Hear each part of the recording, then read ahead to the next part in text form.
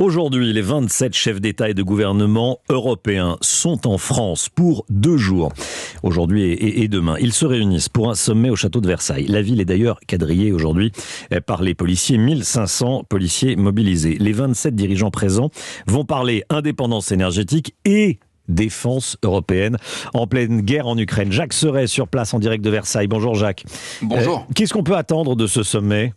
Eh bien, il s'agit pour l'Union européenne de s'affirmer, de faire bloc face à la Russie. Le maître mot de ce sommet, c'est la souveraineté européenne. L'objectif des chefs d'État et de gouvernement qui vont se réunir tout à l'heure ici sera d'en poser les fondations. Alors, il sera d'abord question de défense européenne. Vous le disiez, les 27 États membres devraient se mettre d'accord pour, je cite un document officiel, investir plus et mieux dans les capacités militaires. Cela passe par une plus grande coopération industrielle entre les États et des achats communs. Autre point central pour travailler à une plus grande souveraineté, la dépendance énergétique. Les dirigeants européens vont examiner un projet de la Commission qui prévoit de réduire des 2/3 la dépendance au gaz russe dès cette année. Une diminution des importations de charbon et de pétrole de Russie est aussi sur la table. Une telle décision sous-entendrait alors de nouveaux engagements européens en faveur des énergies alternatives comme les renouvelables ou l'hydrogène.